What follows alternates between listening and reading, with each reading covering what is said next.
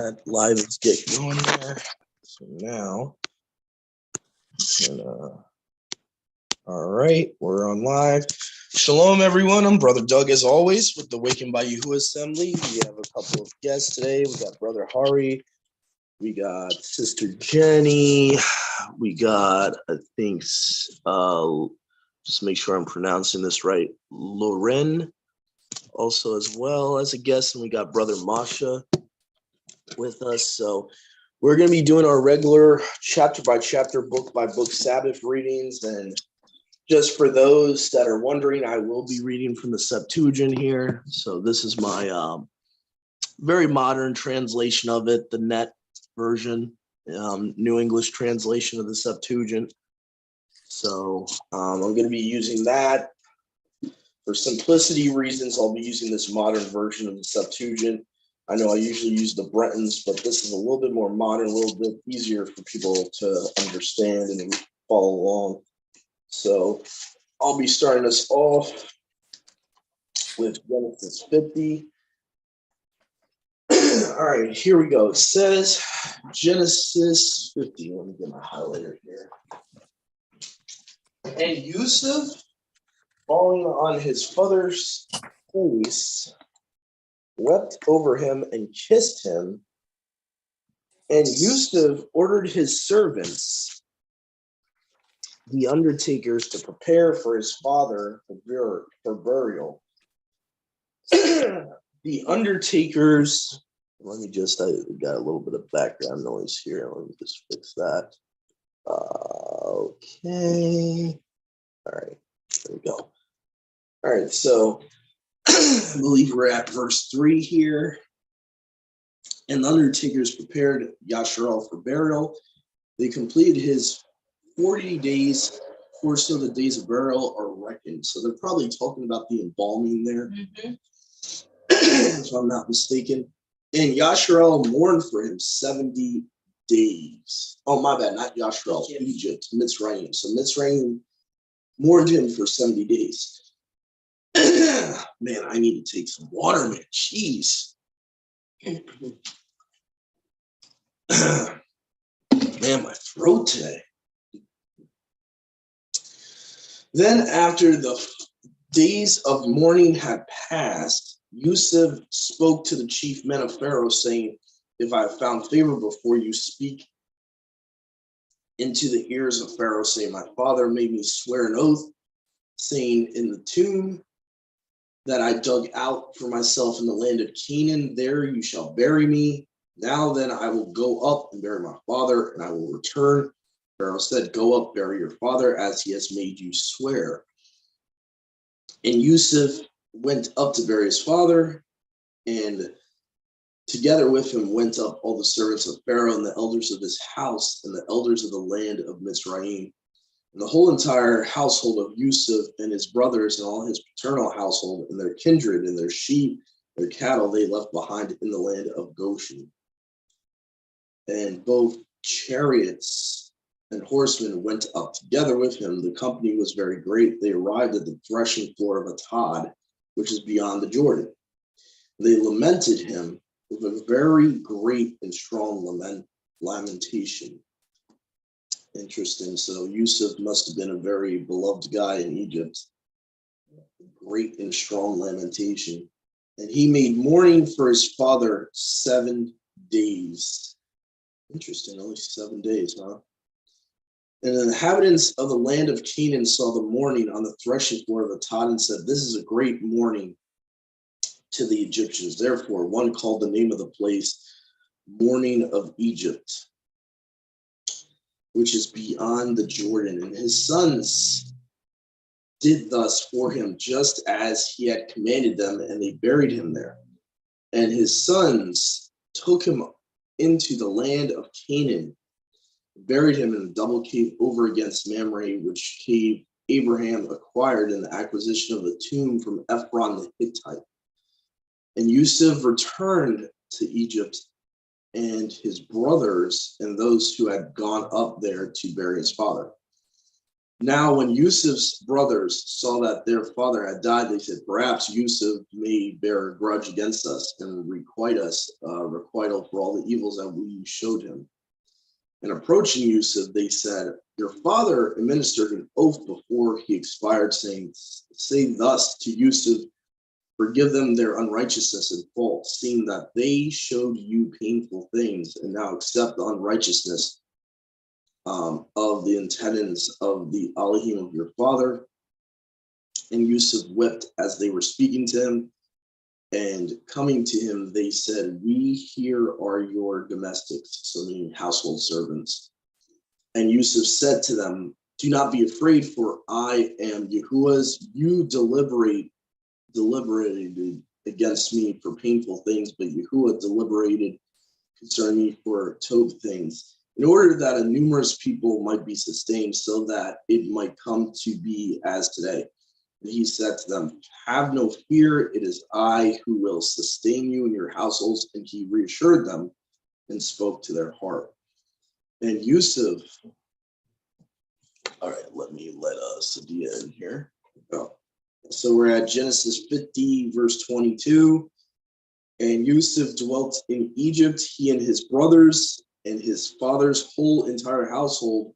And Yusuf lived 110 years.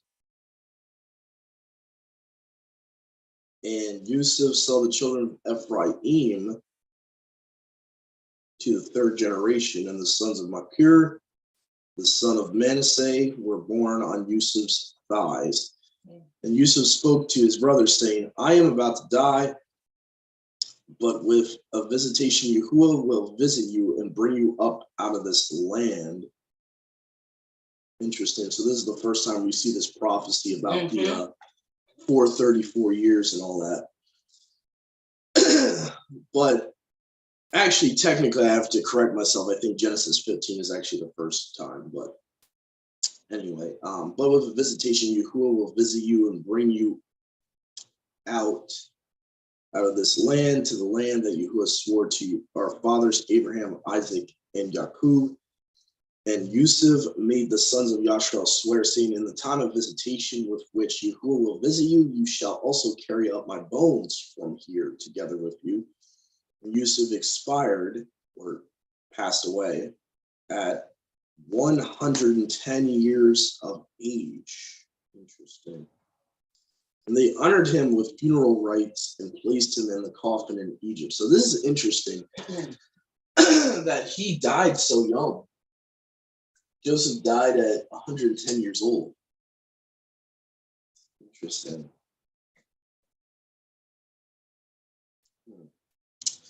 So we're now about to get into the book of Shamut, which I just recently found out.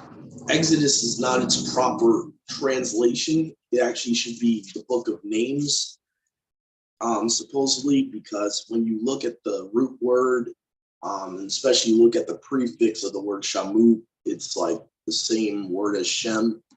So it actually should be the book of names, according to the Hebrew. So anyway, just thought I would mention that. So let's see here. Let me just get to the actual starting page here, because there's a lot of introductions to the book here. All right, here we go. Mom, would you like to read chapter 1 of Exodus? Sure. All right. And this is from the NIV. Okay.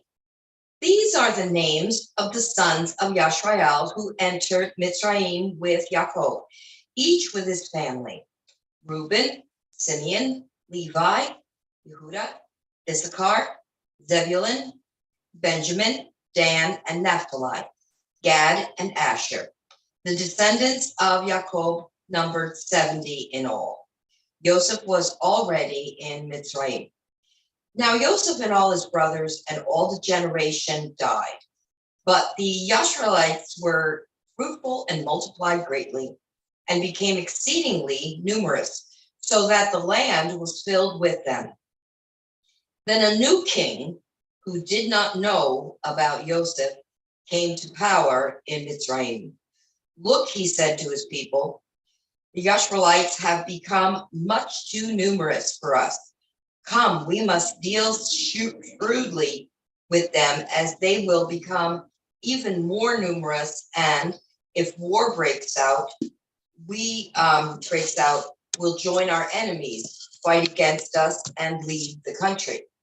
So they put slave masters over them to oppress them with forced labor, and they built Pithom and Ramesses as store cities for Pharaoh. But the more they were oppressed, the more they multiplied and spread. So the Egyptians came to dread the Ishmaelites and worked them ruthlessly. They made their lives bitter with hard labor in brick and mortar and with all kinds of work in the fields. In all their hard labor, the Egyptians used them ruthlessly. The king of Egypt said to the Hebrew midwives, whose names were Shipra and Puah, when you help the Hebrew women in childbirth and observe them on the delivery, if it is a boy, kill him, but if it is a girl, let her live. The midwives, however, feared Yahuwah and did not do what the king of Egypt had told them to do. They let the boys live. Then the king of Mitzrayim summoned the midwives and asked them, "Why have you done this? Why have you let the boys live?" The midwives answered Pharaoh, "Hebrew women are not like Egyptian women. They are vigorous and give birth before the midwives arrive." So Yahuwah was kind to the midwives, and the people increased and became even more numerous. And because the midwives feared Yahuwah, he gave them families of their own. Then Pharaoh gave this order to all his people: "Every boy that is born you must throw into the river, but let every girl live."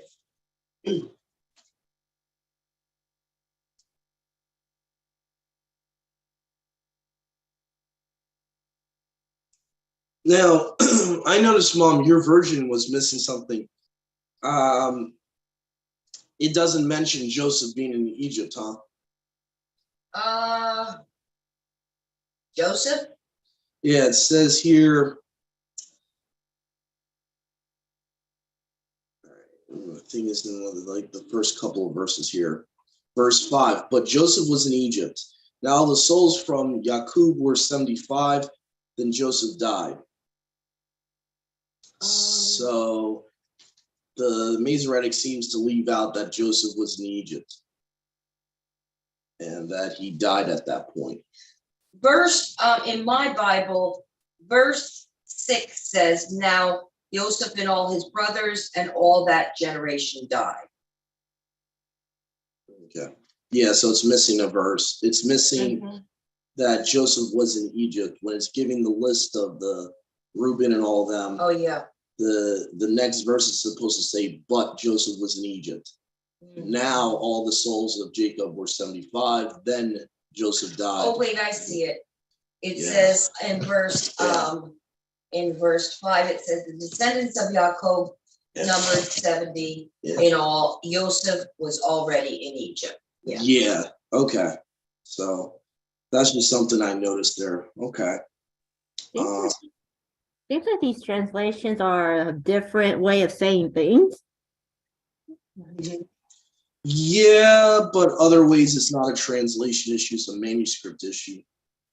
The Septuagint sometimes will have information the Masoretes, let's say in layman's terms, deleted or took out.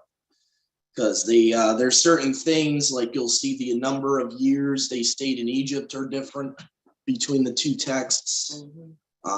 We haven't got there yet, but Exodus 12:40 in the Masoretic leaves out Canaan.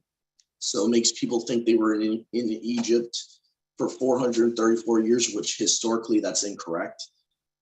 They were only in Egypt for 200 and something of those 434 years. So little things like that, you'll notice that have nothing to do with translation, it has to do with the manuscript of itself. where they're taking things out and basically taking away from the Father's word, because they have a problem with certain things. There's other things too. They've changed certain words to try to revise history.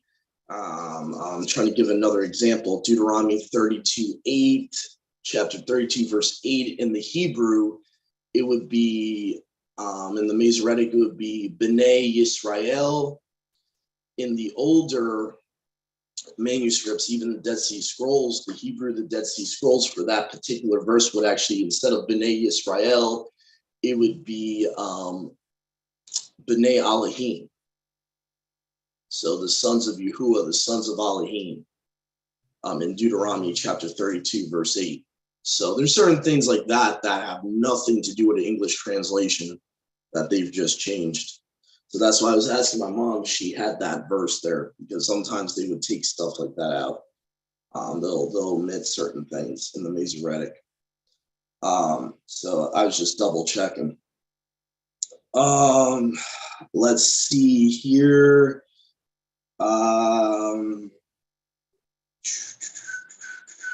So it talks about the midwives. Trying to see if there was anything else to bring out.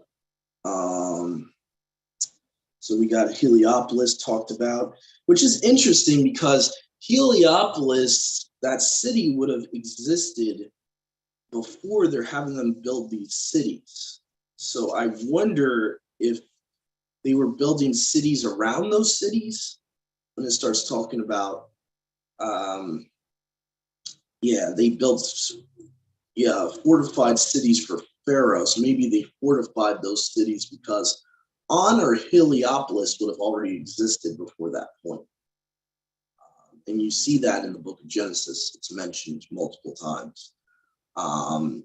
Even Potiphar is the priest of Heliopolis. So, I mean, it would have existed way before Exodus 1. So I'm trying to reconcile those two accounts. Is most likely it's talking about they built fortified cities around them, is what I'm guessing that it's talking about. I don't know. I want to look more into that because those two cities, especially On or Heliopolis, would have already been built before that point. So anyway, let me see here. So again, we have Yahuwah baruching the midwives because they're fearing him over the king. I did want to mention something too. If you look into the Greek of another, when it talks about another king, there's something interesting there. The Greek word for another, when it says another king arose over Egypt after Joseph, the word another is where we get the English word hetero. So it means of another kind. Now, in a genetic sense, that would mean he would be a different ethnicity than the previous pharaoh, which means he cannot be an Egyptian. So if we're taking that in a literal sense, hetero, another king, essentially now you have a non-Egyptian pharaoh at the time of the Exodus. Now, do we have support in that in scripture? Technically, we do. Specifically, it seems like this pharaoh might have been a Syrian. I can't fully prove this, but I'm going to show you guys a verse that seems to point to that the first pharaoh of this time period, not his son who takes over when Moses comes back from Midian, but this first pharaoh in Exodus 1 might have been a Assyrian. And I'm going to show you guys what I'm talking about here. We're going to go to shared screen. I believe it's in the book of Isaiah 52. It seems to be pointing to this event here. I know a lot of people take this as the Assyrian captivity time period. Let me see if I can find the exact. Okay, here we go. My bad, verse 4 in this chapter. Thus says Yahuwah, my people went down before to Egypt to live there. So this is talking about willfully living there, right? So there's only been one time period that's happened, right? And they were carried away forcibly by force to the Assyrians. Now, were they ever carried away forcibly in the Assyrian captivity from Egypt? I don't think so. So this to me is hinting that that Pharaoh we just read about was an Assyrian. That's kind of where I'm putting my hat, or you say the horse race, as Brother Zach sometimes calls. My little marker there is for him being an Assyrian rather than a Mitzrite. And there's been people that have researched into this lately, other brothers and sisters on Debate Talk for You radio on YouTube. They've done more archaeological type of research into this, and it seems that even archaeology is pointing to that the first pharaoh of the Exodus definitely was a Assyrian and not an Egyptian. So I just thought that would be interesting to share. That would definitely fit, because if you look at the rest of what they endured, I mean, like for the women, the Egyptian women were very kind to them. They weren't like, nasty at all. So it kind of would have been out of character for the Pharaoh, had he really been an Egyptian, to be as vile and horrible as he was. So you probably have a good point, Doug. Yeah, and what I find weird too is all of a sudden there's hostility between this Pharaoh that rises up and the Hebrews. Like, he hates the Hebrews out of nowhere. Right. So the Egyptians had good relations with the Hebrews for Joseph's whole life over there in Egypt, all the way up until what we just read about in Genesis 50, the couple of generations of Manasseh's children even. So how out of nowhere there's going to be hostility or worried about enslaving them? So to me, there's something there with that. The Assyrians definitely would not be buddies with the Hebrews. The Assyrians are linked to the Babylonians as well, ethnically. They're linked to Shinar and Babylon and all that. So it would actually make a lot of sense. But anyway, it's conjecture at best at this point. I only have one witness for that, other than the fact that the Greek word for another is literally hetero, like heterosexual. So that's really what the only proof I have at this moment in time. So that was Isaiah 52:4, which says that they were forcibly, when they went to live down there in Egypt, they were forcibly carried to the Assyrians, or I think the Masoretic would say the Assyrian, because the Hebrew there is Ashur, which is sometimes translated as the Assyrian or Assyria as a nation, or the Assyrians plural. So anyway, just wanted to explain that. So let's see here. We got Exodus chapter 2 next. I'm just trying to see. We should get a new reader here. Let's see here. Sister Sadia, are you able to read right now?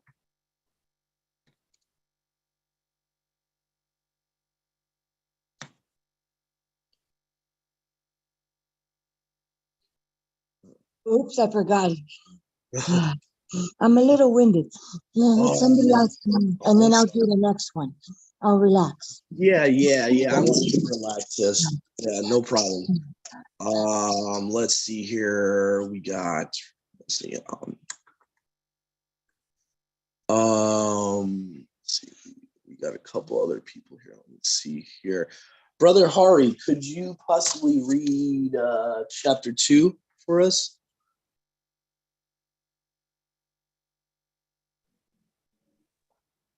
Yes, I can.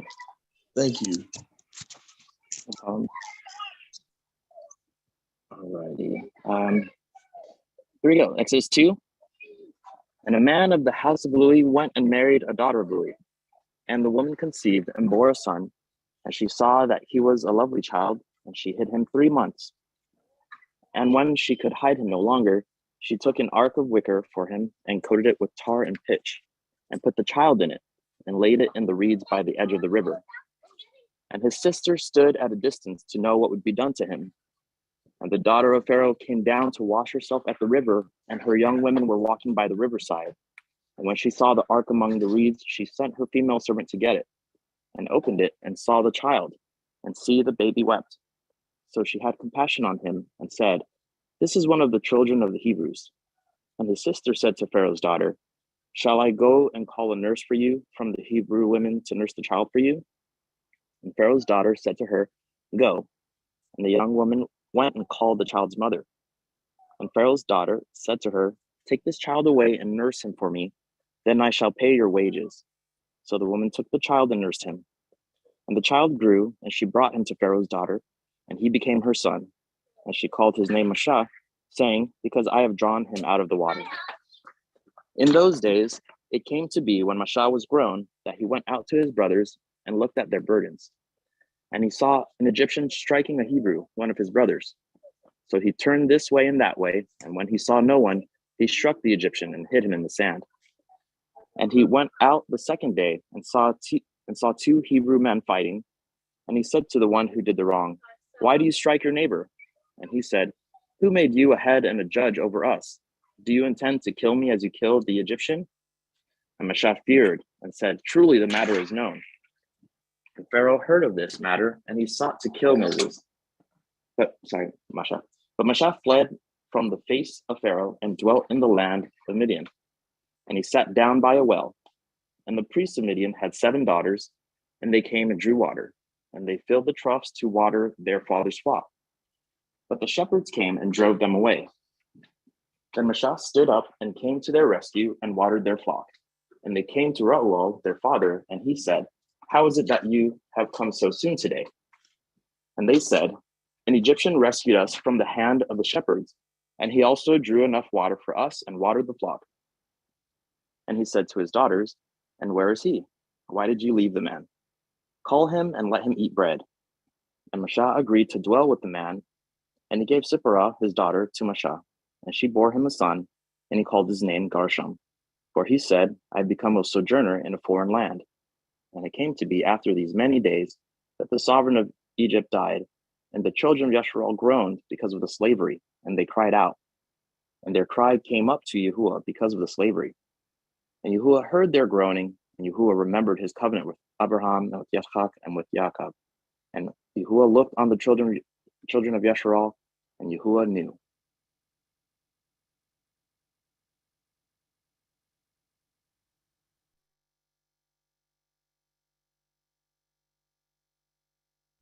Wow. Yeah.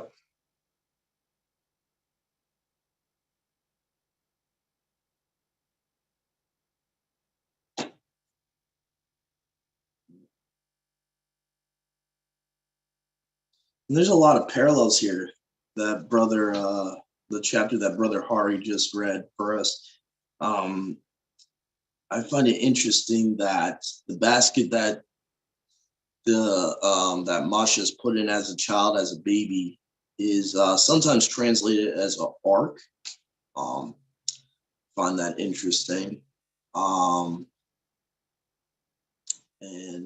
just the fact that that's kind of like a parallel to Noah and stuff like that. How in the book of Second Peter, Yahuwah will say, through Peter, Yahuwah says, Yahuwah saved 8 people in an ark through water. Masha is saved as a baby in an ark through water. I just see certain parallels like that. Pharaoh's daughter, obviously, by the way, is the one that would have named him Masha. Masha was definitely not his original given name, most likely. We really don't know what his parents would have named him or even had a chance to name him, other than Judean midrashes out there, which, I don't really give credence to with the Mishnah and all that. But we can see just from the text that most likely Masha was not his Hebrew given name. Most likely he was named that probably because that was part of her dad's name. People have speculated historically. Archaeology seems to hint to that. For example, you have a pharaoh at that time that would be called Moses, or maybe Masha. So the fact that his name that's given to him by the daughter of Pharaoh, it most likely would have been like the name that already existed of her father, and she's kind of like passing it down to this child. For whatever reason, though, Yahuwah doesn't feel the need to remove it. But anyway, that's just something I've looked more into historically. Why he would have been named Moses or Masha has a lot to do with the tradition of passing down the father's names and all that, which, almost every culture has that. But just to be completely honest, it was a name that she gave him. It was not a name that his mother or his father gave him.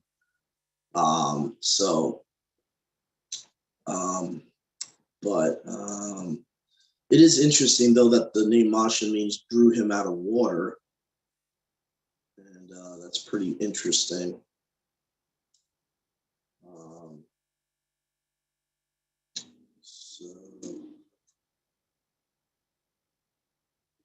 What I find interesting, too, is Masha knows he's a Hebrew. And this is something you really don't see in most movies. He goes up to a conflict of a Hebrew and Egyptian right away, sides with a Hebrew. So he knows he's an ethnic Hebrew. He does not think he's an Egyptian, which unfortunately you see a lot of these movies like The Prince of Egypt and all that. They mean well, but to have him believe all the way up until his adulthood that he was an Egyptian, it's kind of ridiculous. And obviously the text shows us that's incorrect. That's historically incorrect. He knew he was a Hebrew. First of all, his mother nursed him up until he stopped needing to be nursed. So obviously, even in his adolescence, he would have known his mother. So that's another thing that the movies don't tell you either, that he was nursed for a decent amount of time. So let's see here. And obviously we see here he flees away because he figures Pharaoh's going to kill him. He's afraid of Pharaoh killing him. So he flees away to Midian. To me, that kind of spiritually connects with how Yusuf was. Who was he told by mom? Was it the messenger of Yahuwah told him and Miriam to go into Egypt and go get away from Herod? Who exactly told them to do that? Yeah, it was the angel Gabriel. Yeah. Oh no, Gabriel. So it's not the messenger of Yahuwah. It was Gabriel. No, it was Gabriel. Okay, so Gabriel told them to do that. So I find a little parallel between those two, even though geographically it was different places. The fact he was told, oh my goodness, enough with these stupid notifications, man. Oh my goodness. All right. So the point I was trying to make is that there's like a parallel between Yahusha and Masha. You have both of them being taken to almost like a wilderness type of thing where they're being, protected by Yahuwah until those certain kings die, until Herod dies. Right. You see where I'm going with this? Yeah. Until Herod dies for Yahusha's sake, and until that current Pharaoh that we're reading about here dies, Masha comes back from Midian. So I see a little bit of parallel there. Yeah. And so let's see here. That's about it. And then it talks about him going to Midian, drawing water until they filled their receptacles in order to water their father's sheep. Okay. So again, interesting that he goes to a place where you have the sheep, and his future father-in-law is a shepherd, which is very interesting. And let's see here, he defends them from these from the men that were trying to take their sheep. And this is something I never paid attention to before, but they mistaken him for an Egyptian. And this kind of shows you that the Hebrews and the Egyptians would have looked very similar if they're mistaking him for Egyptian. Mm-hmm. So skin tone wise, they would have been almost identical. An Egyptian man rescued us from the shepherds, so they think Moshe is an Egyptian man. And drew water for us and watered the sheep. Now, I find it interesting drawing water for us and watering the sheep. It just reminds me of John 4, the fact that Yahusha goes to the woman at the well and all that. I can't help but see a parallel there. So their father tells them to invite Moshe in, and Zipporah becomes his first wife. Then obviously she gives birth to Gershom and all that, the king of Egypt. So it says right at the end here, the king of Egypt died, so that previous pharaoh died. And the sons of Yashrael groaned from the task and cried out. Their cry rose up to Yahuwah from the task. Yahuwah listened to their groaning. Yahuwah remembered his covenant with Abraham, Isaac, and Jacob. And Yahuwah looked upon the sons of Yashrael, and he became known to them. This is one of the differences here. It seems like he might have actually visited them. Mm-hmm. Where I think, what does your version say? In that last verse there? Yeah, the last statement. What does it say? So Yahuwah looked on the Israelites and was concerned about them. Concerned about them. Septuagint says he became known to them. Mm. That would hint to that he actually either came to them in a vision, he either came to them, told them, listen, I see your groanings, I'm going to deliver you. Mm-hmm. So a lot different there. That's definitely not a translation issue. That's a whole big different statement there. So again, becoming known to someone rather than concerned. Concern just means you're concerned. Yeah. Becoming known to someone means that you become acquainted with them, you would know them, someone's revealed to you. So very interesting. Let's see here. I think we got someone else coming in, so we might have a couple more readers here. All right. Okay. I see Brother Dennis is with us. Shabbat Shalom, Brother Dennis. Shabbat Shalom. All right, Brother Dennis, since you just got on, would you mind reading for us Exodus chapter 3? Oh, I believe so. Hold on. Yeah, no problem. Take your time, no problem.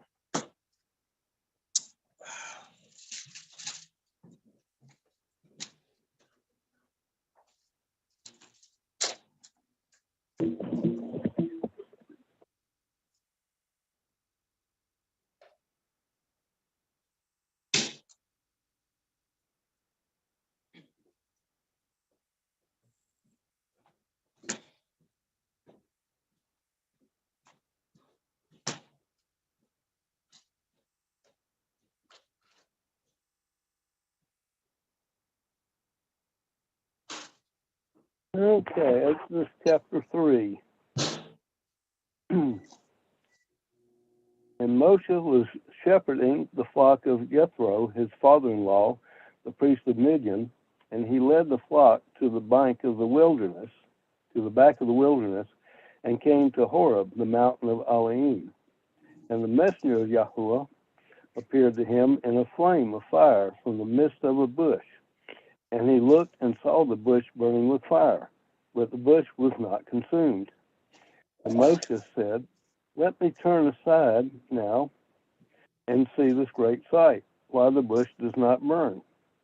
Yahuwah saw that he turned aside to see, and Elohim called to him from the midst of the bush and said, Moshe, Moshe. He said, here I am. And he said, do not come near here. Take your sandals off your feet, for the place on which you are standing is set apart ground. And he said, I am the Elohim of your father, the Elohim of Abraham, the Elohim of Yitzhak, and the Elohim of Jacob. And Moshe hid his face, for he was afraid to look at Elohim. And Yahweh said, I have indeed seen the oppression of my people who are in Mitzrayim, and have heard their cry because of their slave drivers, for I know their sorrows. I have come down to deliver them from the hand of the Mitzrites, and to bring them up from that land to a good and spacious land, to a land flowing with milk and honey, to the place of the Canaanites, and the Hittites, and the Amorites, and the Perizzites, and the Hivites, and the Jebusites. And now see, the cry of the children of Yisrael has come to me, and I have also seen the oppression with which the Mitzrites oppressed them. Now come, I am sending you to Pharaoh to bring my people, the children of Yisrael, out of Mitzrayim. And Moshe said to Elohim, who am I that I should go to Pharaoh, and that I should bring the children of Yisrael out of Mitzrayim? And he said, because I am with you, and this is to you the sign that I have sent you. When you have brought the people out of Mitzrayim, you are to serve Elohim on this mountain. Moshe said to Elohim, see, when I come to the children of Yisrael and say to them, the Elohim of your fathers has sent me to you, and they say to me, what is your name? What shall I say to them?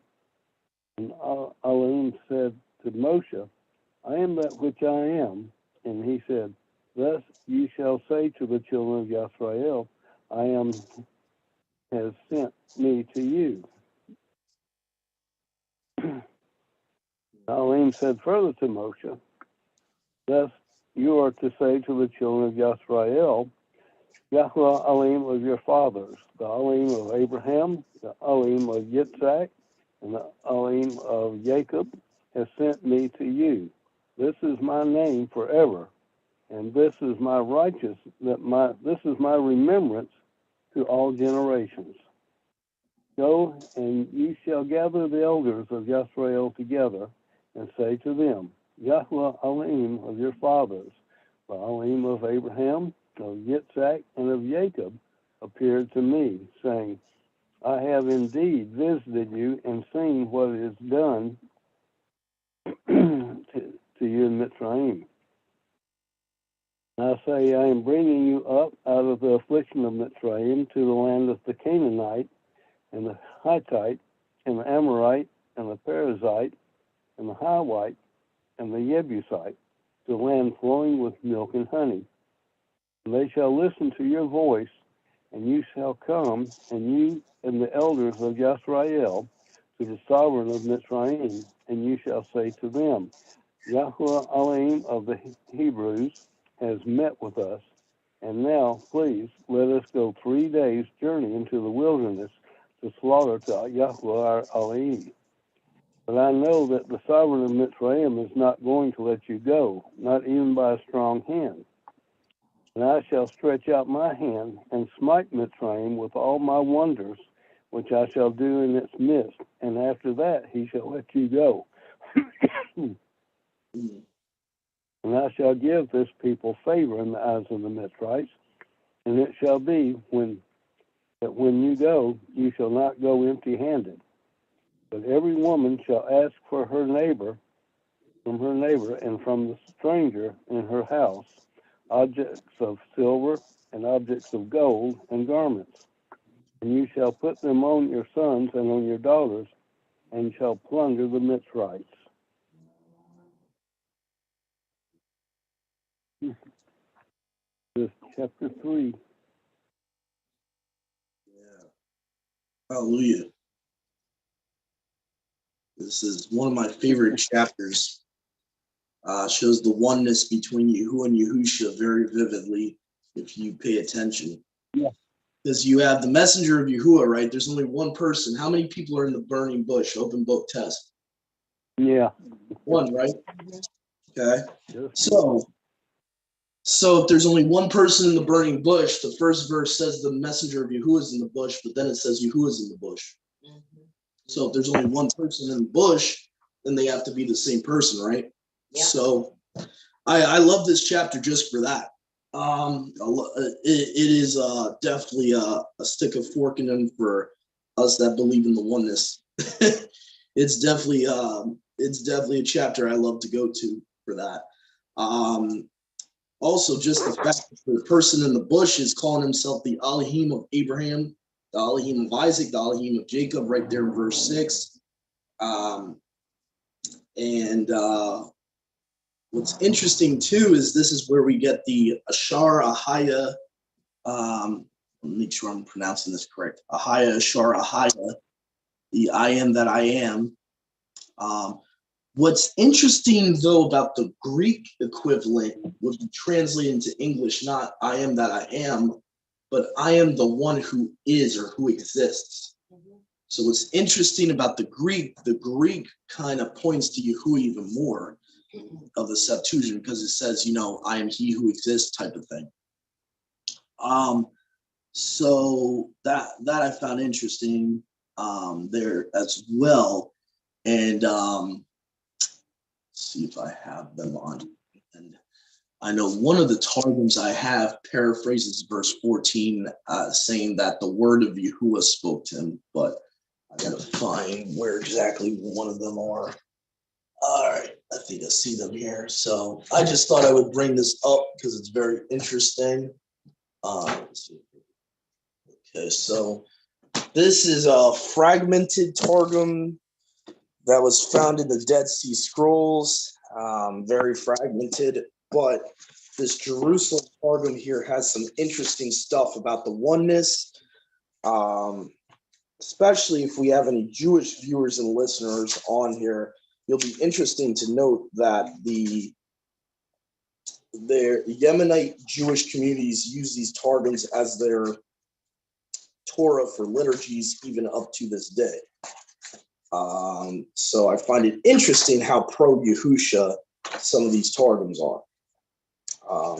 Find it interesting whether they realized it or not.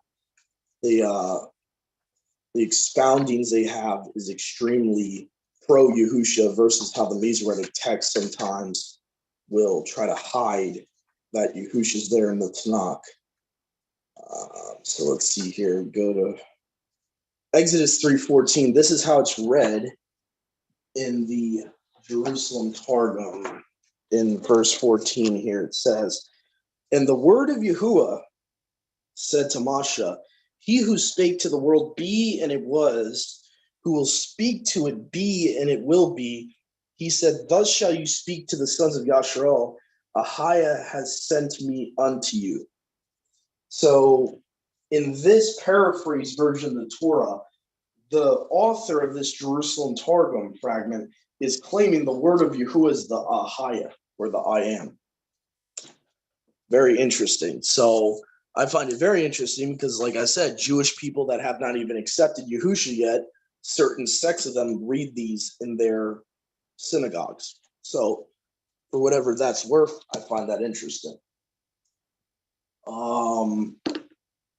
So let's see here. So you have assembled the elders, the council of the sons of Israel. And what's interesting here, I never thought of this before. They already have elders. That I never saw before. Because you think about it, you think that they didn't really have leaders or elders until they got out of Egypt and Jethro tells Moshe to do it. But it seems like there was already elders. According to what it says in Exodus 3:16, it says, "Assemble the elders of the council, the sons of Yasharal, and you shall say to them, Yahuwah Elohim of your fathers has appeared to me, the Elohim of Abraham, Elohim of Isaac, the Elohim of Jacob, saying, with concern, I have concerned myself with you and what has happened to you in Egypt. And I said, I will bring you up from the affliction of the Egyptians into the land of the Canaanites, Hittites, Hivites, Amorites, Perizzites, Girgashites, and Jebusites." And I don't know, when Brother Dennis, when you were reading, do they omit any of those tribes in that verse in the Masoretic? I'm just curious, because I know sometimes they take out either the Jebusites or one of them. Yeah, this one has those in it. This is the Okay. scripture. That's our scripture. Okay, yeah. So I know sometimes the Masoretic manuscript sometimes will leave out one of the tribes of the giants. So I was just curious. Okay. All right. So because I've Mhm. seen it happen before, especially when you get to 7 tribes greater than you in the book of Deuteronomy, they feel the need to take out certain tribes. Supposedly their rationale is that, oh well, certain tribes would have been killed by Deuteronomy. So they feel the need to omit stuff from the text just because certain tribes would have been killed or whatever, in their rationalization. Um, so let me see here. So flowing milk, a lamb flowing milk and honey. Um, and we kind of see where Brother Dennis just read from. We already see that Yahuwah is already willing that he's going to harden Pharaoh's heart to not let Yashrael go. It even says, I know that Pharaoh, king of Egypt, will not permit you to go except with a mighty hand. So he's kind of hinting at, I'm not going to allow him to let you go until, I execute my right hand on him. Mm-hmm. He's kind of hinting at. So I just thought that was interesting there. And again, Yahusha in the Tanakh, you'll see a lot of the times he'll be allegorized with titles like the messenger of Yahuwah, the right hand of the Father, the outstretched arm, wisdom. In the book of Proverbs is referring to Yahusha, by the way. Let's see here. What other titles? Those are like the main titles, though he's kind of given. So let's see here. Mighty fist, maybe. Yeah, mighty fist, which again is just another synonym for outstretched arm or high arm. Right. So that's another way to phrase it. I think How about Yahuwah of hosts?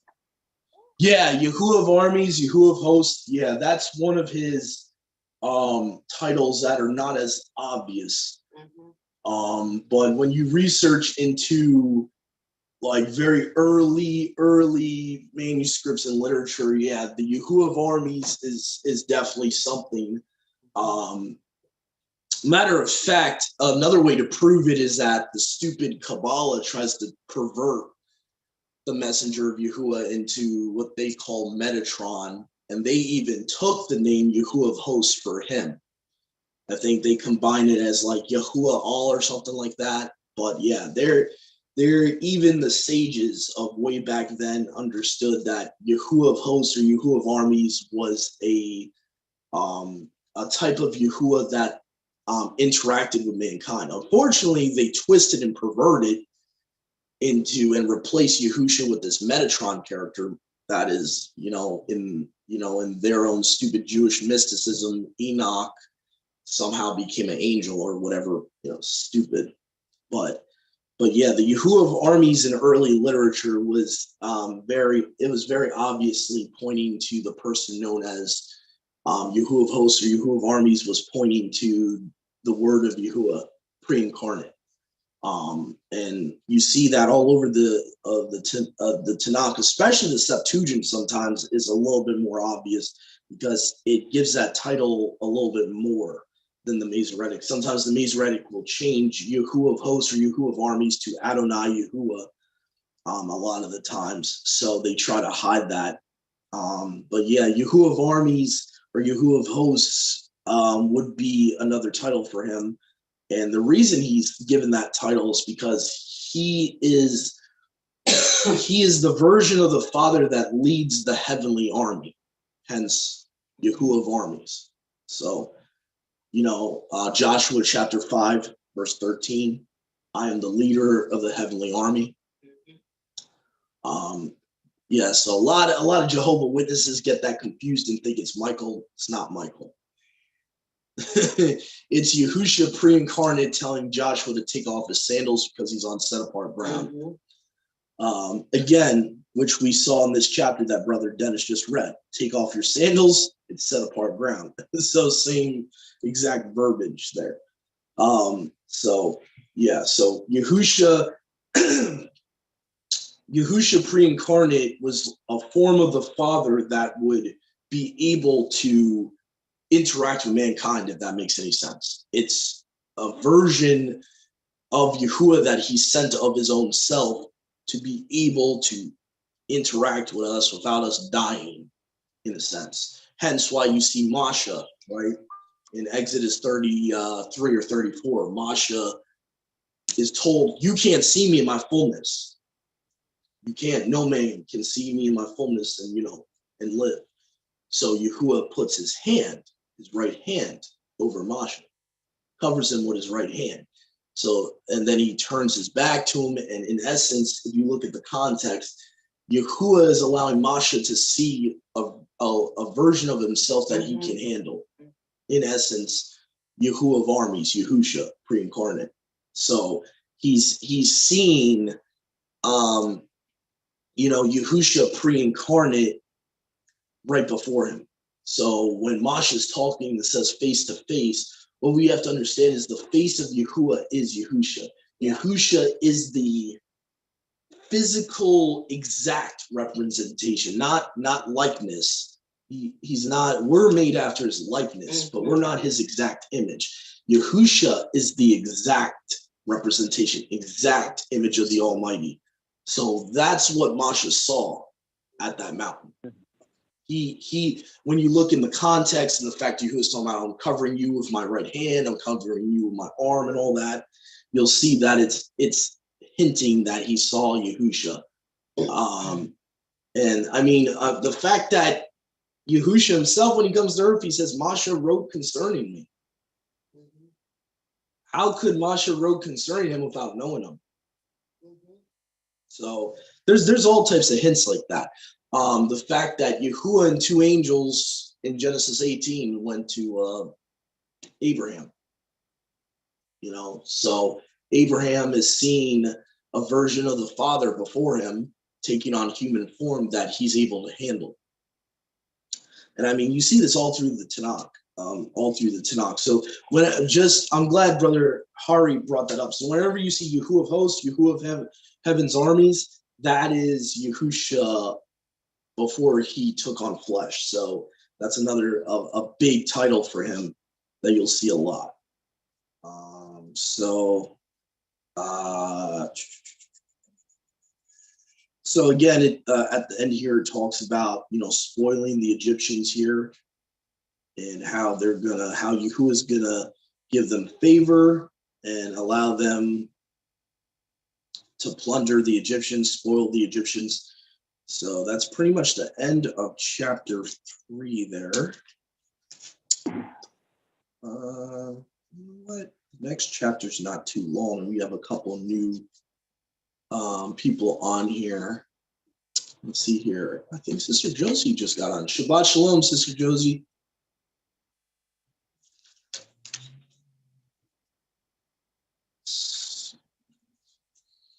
Here.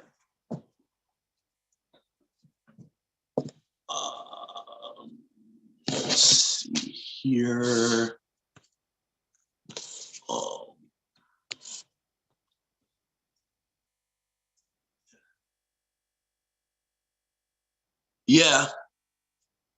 Yeah, there might be a hey in that. Not too sure. I'm not a Hebrew scholar there. It might be actually Haya, Ashar Haya. I'm definitely not a Hebrew scholar there. I don't claim to know Hebrew through and through, so there might be a hey there.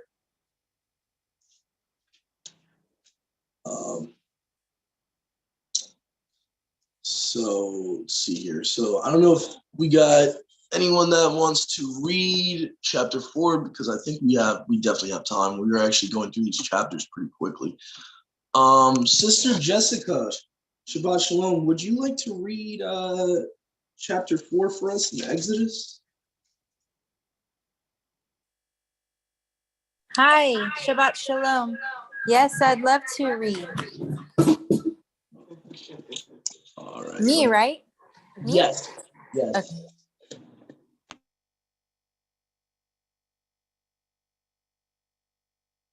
I'm going to open up Exodus 4, right? Exodus, which chapter? 4. 4. Starting from the beginning? Okay. Oopsie daisy, Mama. All right, here we go.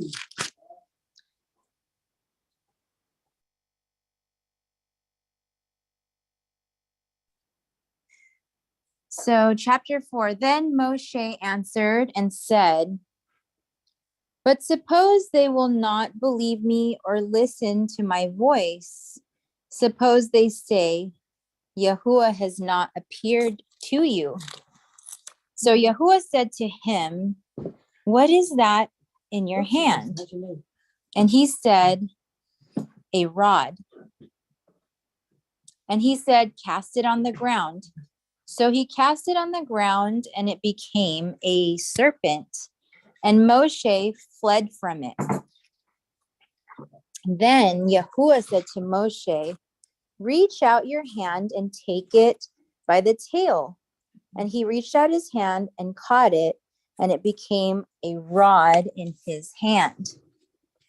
That they may believe that Yahuwah Elohim of their fathers, the Elohim of Abraham, the Elohim of Isaac, and the Elohim of Yaakov has appeared to you. Furthermore, Yahuwah said to him, "Now put your hand in your bosom." And he put his hand in his bosom, and when he took it out, behold, his hand was leprous like snow. And he said, "Put your hand in your bosom again." So he put his hand in his bosom again and drew it out of his bosom, and behold, it was restored like his other flesh. Then it will be, if they do not believe you, then it will be, if they do not believe you, nor heed the message of the first sign, that they may believe the message of the latter sign. And it shall be, if they do not believe even these two signs, or listen to your voice, that you shall take water from the river and pour it on the dry land. And the water which you take from the river will become blood on the dry land. Verse 10. Then Moshe said to Yahuwah, "Oh, my master, I am not eloquent, neither, I am not eloquent, neither before nor since you have spoken to your servant, but I am slow of speech and slow of tongue." So Yahuwah said to him, "Who has made man's mouth, or who makes the mute, the deaf, the seeing, or the blind? Have not I, Yahuwah? Now therefore, go, and I will be with your mouth and teach you what you shall say." But he said, "Oh, my master, please send by the hand of whoever else you may send." So the anger of Yahuwah was kindled against Moshe, and he said, "Is not Aharon the Levite your brother? I know that he can speak well, and look, he is also coming out to meet you. When he sees you, he will be glad in his heart. Now you shall speak to him and put the words in his mouth, and I will be with your mouth and with his mouth, and I will teach you what you shall do. So he shall be your spokesman to the people, and he himself shall be as a mouth for you, and you shall be to him as Elohim." Really? Oh, I would say Elohim. "And you shall take this rod in your hand with which you shall do the signs.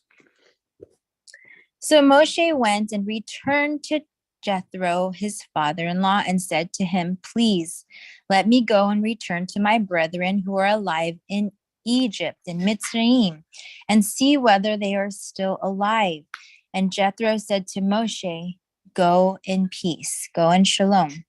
And Yahuwah said to Moshe in Midian, go, return to Egypt, to Mitzrayim, for all the men are dead who sought your life.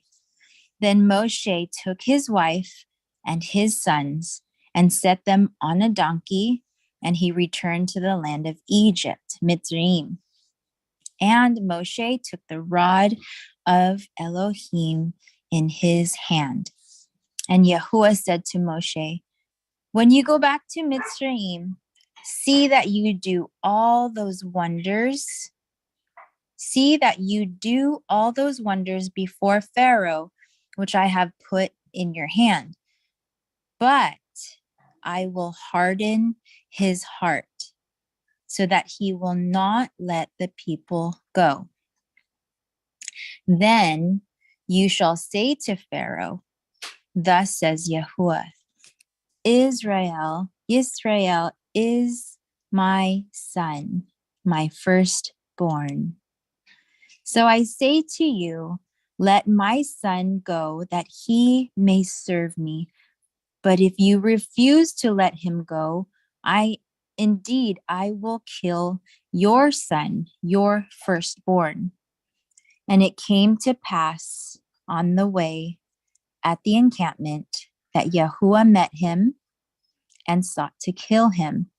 Then Zipporah took a sharp stone and cut off the foreskin of her son and cast it at Moshe's feet and said, surely you are a husband of blood to me. So he let him go. Then she said, you are a husband of blood because of the circumcision.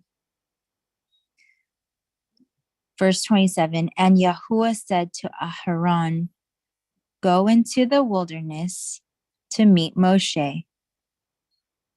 So he went and met him on the mountain of Elohim and kissed him.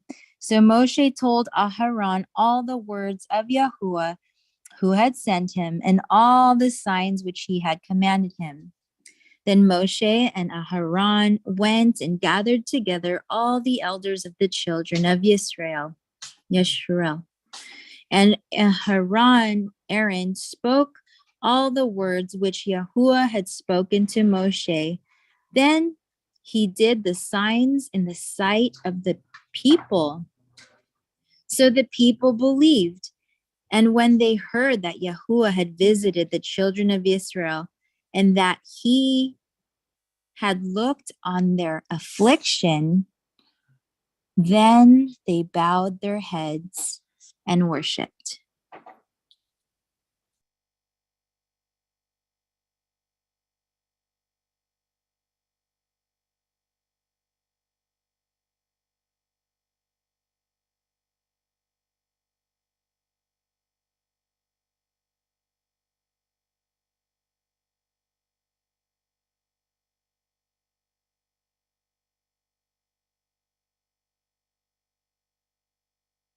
Hello, I can't hear anything. Thank you for reading. Yep, I'm back. Yeah, so there's a lot of stuff in that chapter. Let's see here. One of the last verses there, this is one of my pet peeves about the Masoretic here. I'm not a fan of. They turn some of these female patriarchs into crazy women. And I'll show you what I'm talking about here. They turn Zipporah into some mad woman that's mad at her husband. When we look at the Septuagint here, it says, verse 25, Zipporah, having taken a stone, cut off the foreskin of her son, and fell at his feet and said, the blood of the circumcision of my son is staunched or stopped. And he departed from him because she said, the blood of the circumcision of my son is staunched. Now, the Masoretic is the only version of this account that makes Zipporah look vindictive, where it says, Zipporah, surely a bloody husband are you to me. First of all, Zipporah is a Midianite. Midianites are descendants of Abraham. They understand circumcision. She's not gonna be mad because her son had to be circumcised. This to me, this Masoretic account makes no logical sense whatsoever. And you can look at multiple accounts that literally show, and even if I go to the Targums here, I'm going to show you something interesting. Almost every other account of this event in every other version agrees with the Septuagint here. Some versions actually say, the blood of my son has atoned for my husband. Some of them actually even say. So, for example, the Jerusalem Targum in verse 25 would say, she circumcised the foreskin of her son and said the husband could have circumcised, but the father-in-law, whatever, that's not important whether the father permitted him or not. But now let the blood of this circumcision atone for the fault of the husband. So again, it's showing that she's happy, or she's glad, she's joyful that the blood of the circumcision would now allow her husband to be given back to her. And so multiple Targums agree with the Septuagint. She wasn't mad to have to circumcise her son. So this is one of the pet peeves I have about the Masoretic text, is that they start changing stuff. They make Zipporah here look crazy, and they also make Sarah, when Sarah and Hagar had their little beef, they make Sarah out to be the one in the wrong, which doesn't make any sense. So again, this is just one of the pet peeves I have. For example, let's see here. So the Pseudo-Jonathan Targum would say similar in verse 25. Now let this blood of the circumcision atone for my husband. So again, she's happy. She's glad. She's relieved. She's being thankful before the messenger of Yahuwah, and that now there's atonement for her husband's sin. And again, I don't pay attention sometimes to the commentary that supposedly Jeff wrote didn't allow the circumcision to happen. I don't think that has anything to do with it. I think Masha just kind of neglected it. I think that's what happened. He just kind of neglected it. He kind of overlooked it. Interesting. He was just kind of more concerned with going to Egypt and worry about the purpose Yahuwah had for him, where he kind of, we can relate to that. We overlook things in the Torah. We mess up. But you see how serious the covenant of circumcision was. Yahusha, the messenger of Yahuwah, came and was going to have to do what he was going to have to do, because it's in Torah. Like, if you don't circumcise your child on the 8th day, that child's to be killed. That's in Torah.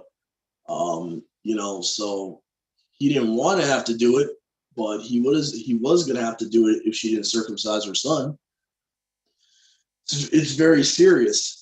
So that's what we don't realize in the new covenant, is how much mercy Yahuwah gives us. A lot of us Gentile men, ethnically, that Yahuwah allows to come in because of the sacrifice of Yahusha, we are not penalized for the past sins of our parents not having us circumcised on the 8th day and all that.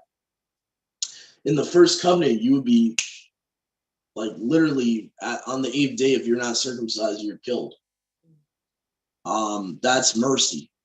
So Yahuwah's mercy, even though it's in the Tanakh, the fullness of mercy did not come until the new covenant. Because now in the new covenant, a lot of these sins that really we're just neglecting of because we don't know the Torah in our upbringing, Yahuwah's had mercy on all of them because of the blood of Yahusha. he's kind of gave us a clean slate for our past sins. So there was mercy in the Tanakh, but I think there's more fullness of mercy in the Brit Hadashah, and there's a lot more mercy today than there was back then, for many things that we don't realize. The fact that we're supposed to dedicate our children to Yahuwah, even spiritually, all firstborn belong to him. Just a lot of things we don't realize that we do ignorantly. Go ahead, Sister Jessica. Hi, shalom. So out of the whole reading, it was all personal to me as I was reading, and I was excited. But then when it came to the part that you're actually talking about, 24 through 26, about the circumcision, Zipporah, like there's a caption in Sadia's Bible that says Moshe reinstitutes circumcision before 24. That's the part I got lost. Like I couldn't understand that part.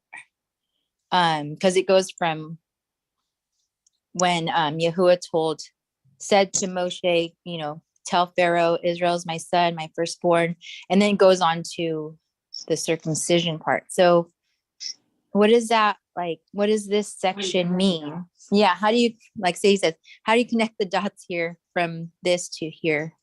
And then it goes on to Well, the circumcision I don't think was ever stopped. It wasn't reinstituted. It was always there from the days of Abraham. So what happens is Moshe somehow overlooked it. He overlooked it, forgot to circumcise his son. So now the messenger of Yahuwah, aka Yahuwah in the Masoretic text, comes to Zipporah and is going to have to kill her son unless she circumcises him, because that's part of the covenant, is that every male child has to be circumcised. That's of your household. That's of Moshe's household. So because of Moshe's neglection or his sin, that was going to have to happen, and so she realizes it, and she's I have a thought. Could it have been because Moshe was raised in the Pharaoh's palace? He wasn't raised not knowing Hebrew ways until older. He knew the Hebrew ways because his mother. He was. So he was taught. Yeah, his mother nursed him for a decent bit of time. So he I didn't know that, but how old was he? So he knows well enough that he's even a Hebrew himself and not an ethnic Egyptian when he kills that Egyptian a couple chapters later. That's what I hate about the movies, and I'm glad you brought this up. This is a pet peeve I have about these Ten Commandments movies, Prince of Egypt movies. That's all nonsense. He did not believe he was the brother of the son of Pharaoh. He knew better than that. That's all. I don't know where they get that from. They're using creative licensing in these movies, but it's a nonsense. He was the brother of the son of Pharaoh. He knew well enough. He was a Hebrew. He knew about Torah. Like even the part of the Ten Commandments where it says he doesn't know about Yahuwah or about the Elohim of the Hebrews, that's a bunch of nonsense. That's really a bunch of nonsense. He would have known who Yahuwah was. They did not forget who Yahuwah was. Yahuwah was with Yosef and his whole generation in Egypt. I find that very implausible, very revisionist history even. Masha, from what it seems like, though, he just somehow neglected it. And there's a lot of midrashes out there that try to defend him and try to put the blame on Jethro, and it's like, really? It's like, Masha messed up. He's not perfect. He messed up. It's as simple as that. Stop. That's what I hate about books like Jasher and these Mishnahs and these midrashes. Like, come on, stop. Listen, he's not perfect. He messed up. Yeah. It's that simple.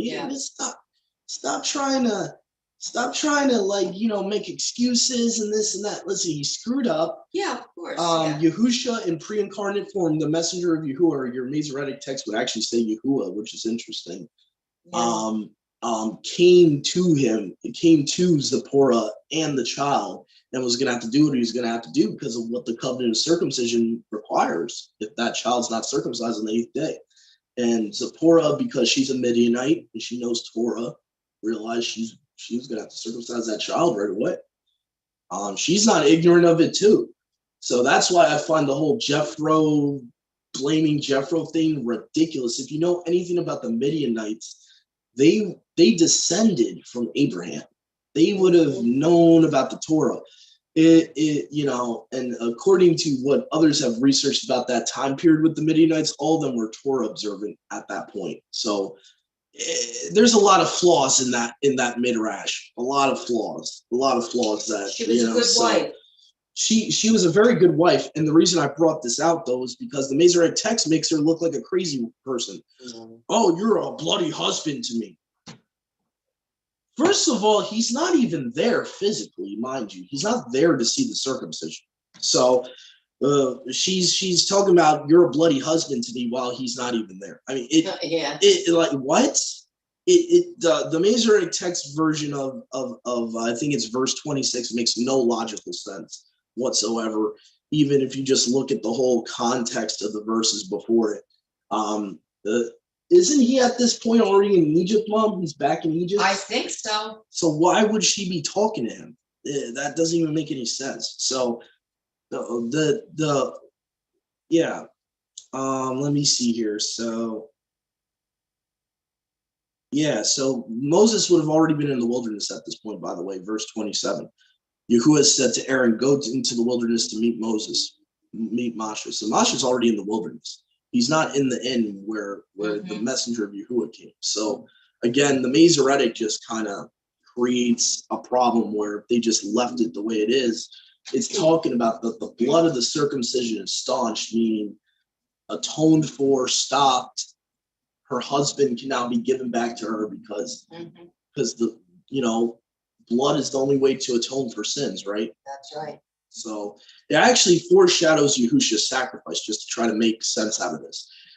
That's why a lot of the older versions say the blood of my son's circumcision has atoned for my husband, so on and so forth.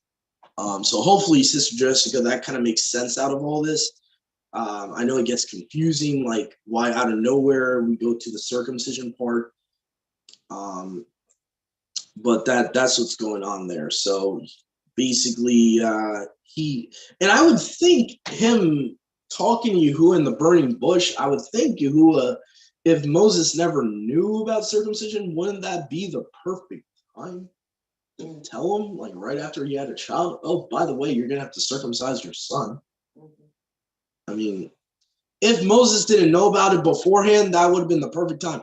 It makes Yahuwah kind of look crazy if he's not telling him to circumcise his son. Then he becomes angry, going to the inn, and the child's about to die because he's not circumcised. It doesn't make any sense. The way they portray it in the movies makes no logical sense. It makes Yahuwah out to look like genocidal and crazy. Okay, obviously Masha would have been told at some point, if he didn't know Torah beforehand, he would have been told at some point, by the way, your son Gershom you just had, on the 8th day, you're going to have to circumcise him. I would assume at some point in the story, who's telling him this at some point, if he doesn't know beforehand. And that's very implausible, in my opinion, that he doesn't know Torah. When he was with his mother for a lot of his upbringing, she nursed him. I think it says she nursed him until he was grown. So you could infer that at the minimum she nursed him until he was like a toddler at the minimum. Like, So anyway, so that's kind of my explanation. I think a lot of the confusion we have is from like Hollywood and the way Hollywood portrays the Exodus and all that. And I think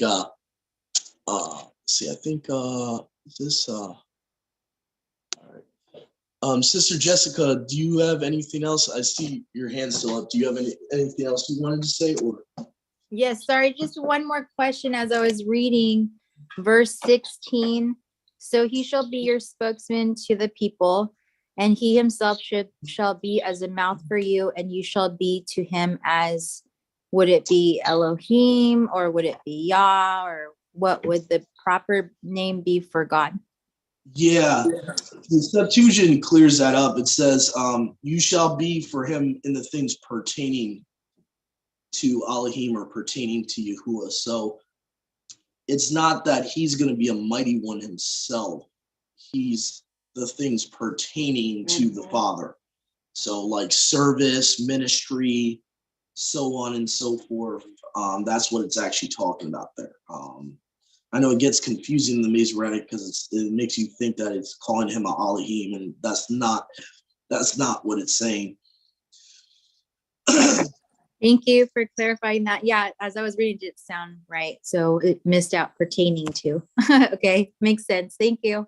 You're welcome, sis. You're welcome. By the way, too, what's kind of confusing is the Hebrew word Elohim can also mean judge, magistrate, king. That's where it gets confusing because we have this Christian tradition that Elohim is a name. It's not a name. It's a title. It's a almost like a title of authority in a way because, like I said, human kings can be called that. Judges, rulers can be called that in the Hebrew. So that gets confusing too. And I don't know if we're going to get to Exodus 7 today, but that's another confusing verse is Exodus 7 verse 1, the way our English translations put it, make us think that Moshe is going to become a mighty one or what have it. But there, the word Elohim is a lot more general than we realize. So hopefully that helps you reconcile that. So he literally could just be saying, you're going to become a magistrate or a judge. So let me see here. So that was verse 16. Yeah, and some of the Targums even paraphrase it like the way I'm saying it, the way I'm interpreting. They'll say, Aaron will be your interpreter, and you to him the principal. That's a very modern English word to use there. To him the principal. Seeking instruction from before Yahuwah. So again, things pertaining to Yahuwah, seeking instruction from Yahuwah. That's the context there. So yeah, I know a lot of people get confused with that though, because God, the Christian upbringing of God only referring to the Creator and all that's where unfortunately the substitution of Elohim for God gets confusing because Elohim, like I said, in the Hebrew culture, Elohim was not always referring to a deity. So it gets confusing when you start substituting Elohim for God, and then it makes it look like it's saying Moses is going to become a god because of the way it's translated. Go ahead, Mom. I really think what just came across to me as you're discussing this, it looks to me like this is the first example where we see Yahuwah using him as the intercessory for the people. Mm-hmm. He was used as the representative, as I believe that's kind of like our first example of showing that.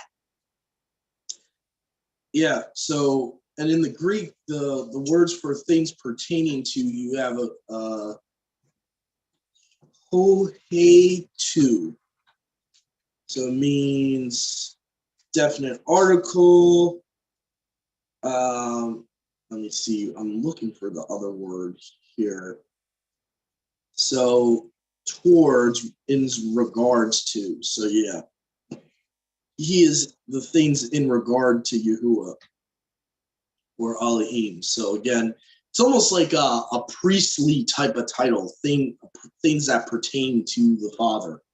In the way Aaron, in a way, later on, kind of takes on that role as well. He's the things pertaining to Abba, because he now becomes like an intercessor for the people in the temple, and before that in the tabernacle, where he had the priests, the Levites would talk to Yahuwah on behalf of the people. So they were the things pertaining to the Father.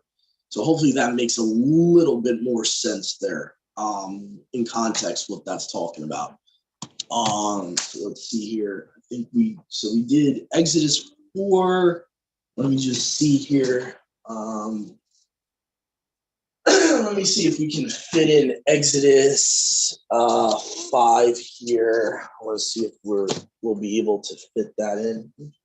Where did I put my Septuagint? Did I put it down?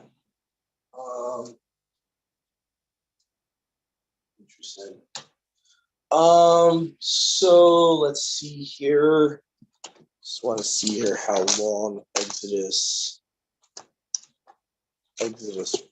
4.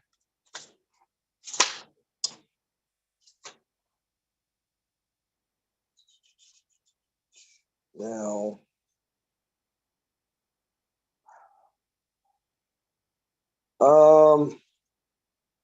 so we did Exodus 4. Now we're at Exodus 5. Yeah. I think I might close us out with Exodus 5, actually. Okay, because there's only like 23 verses. All right. So let's see here. I can just find Septuagint I was reading before. If not, I'll use the other one I have. All right. So Exodus 5 here.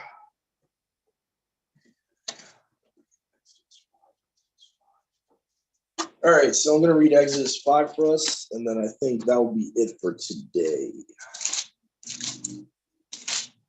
Here, Exodus 5.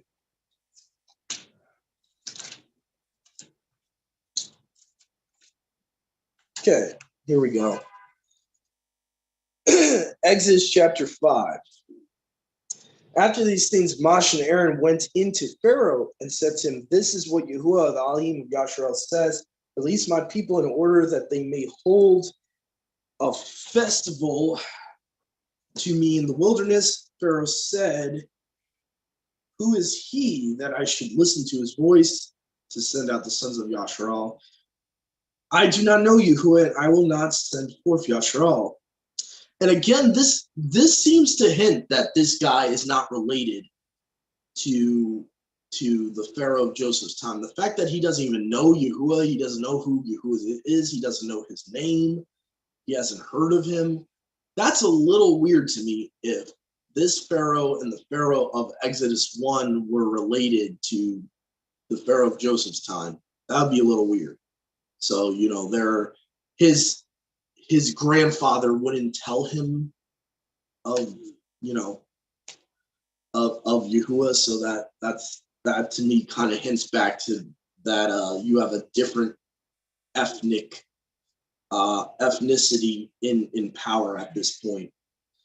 Because I can assure you the Assyrians would not know Pharaoh, not know Yahuwah at this point. So that seems to be more likely, in my opinion. So Pharaoh said, "Who is he that I should listen to his voice to send out the sons of Yasharal? I do not know Yahuwah, I will not send forth Yasharal." And they said to him, "The Elohim of the Hebrews has summoned us. We will go, therefore, on a journey of 3 days in the wilderness, in order that we may offer sacrifices to our Elohim, lest death or slaughter befall us." And the king of Egypt said to them, "For what purpose? Moshe and Aaron, are you diverting my people from their work? Each of you get back to his work." And Pharaoh said, "Look, now the people are multiplying, therefore let us not stop them from their labor." Pharaoh charged the taskmasters of the people and the officers, saying, "Do not proceed to further give straw to the people for brick making as in the past and previously. These themselves should go and gather straw for themselves. You shall continue to place upon them the quota of brick making that they are producing each day. You shall not take any away, for they have spare time. Because of this, they are crying out, saying, let us get up and sacrifice to our Elohim. Let the labor of these people be heavy, and let them be concerned with these things, and don't let them be concerned with empty words. So we see the type of spirit that's behind this Pharaoh as well. He's calling Yahuwah's Torah empty words. The taskmasters and officials were urging them and were speaking to the people, saying, this is what Pharaoh says. No longer will I give you straw. You yourselves will go and gather straw for yourselves from anywhere you can find it. For nothing will be taken away from your allotted portion. And the people scattered in the whole land of Egypt to gather stubble for straw. And the taskmasters were pressing them, saying, complete your work assigned for each day accordingly, just as when the straw was given to you. And the officials of the offspring of the sons of Yashrael, who had been set over them, were flogged by the overseers of Pharaoh, saying, why are you not completing your allotment of brick making for today, just as in the past and previously? When the officials of the sons of Yashrael entered in, they cried out in the presence of Pharaoh, saying, why are you acting in this way to your servants? Straw has not been given to your servants, and they tell us to make bricks. And look, your servants are being flogged. Therefore, you are acting unrighteously with respect to your people. He said to them, you are loafing, you are loafers. Because of this, you say, let us go that we may offer sacrifices to our Elohim. Now, therefore, go and do your work, for the straw will not be given to you, and you will deliver the quota of brick making. And the officials of the sons of Yashrael saw themselves in difficult straits, saying, you will not fail to accomplish the allotted brick making for the day. They met Moshe and Aaron coming to meet them as they came from Pharaoh. And they said to them, may Elohim see you and judge you, because you have made our odor loathsome in the presence of Pharaoh, in the presence of his attendants, so as to place a sword in his hands to slay us. Moshe turned to Yahuwah and said, I pray, O Yahuwah, why have you afflicted this people? For what purpose have you sent me? From the time when I went to Pharaoh to speak in your name, he has afflicted this people. You have not delivered your people. So that is the end of chapter 5. I think we will end with that for today. So you see here, this Pharaoh is considering Yahuwah's things to be worthless. He's considering them going out to serve Yahuwah as being lazy. So obviously the spirit that's in this Pharaoh is very wicked. It kind of reminds me of Herod. So we see that the Pharaoh's trying to make hard labor on them so that they forget to serve Yahuwah. We can kind of relate this to modern day when you think about it here, in that America is a type of Babylon. I know we don't think of America sometimes as that, but it really is. We as his people are dispersed all around the world, and here in America, really, it is another Babylon. It is spiritually speaking another Babylon, another Egypt, even, where the world is just concerned with you contributing to society, tries to make you focus on all worldly things so that you forget about serving Yahuwah. And that's the one thing I got from this chapter that really stood out to me. It's how this relates to today. And you'll even hear certain non-believers say to you, oh, you're being lazy. Why are you concerning yourself with serving Yahuwah? You should be worried about contributing to society. You should worry about working overtime and working 60 hours a week and all that. So, yeah.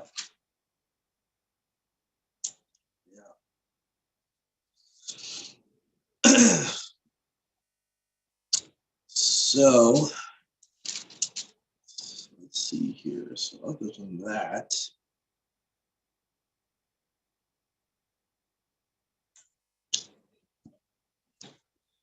Very interesting, though. What I thought was interesting too is that the Hebrews are calling themselves his people. So I guess at this point in time, the Hebrews and the Egyptians, I guess you could say,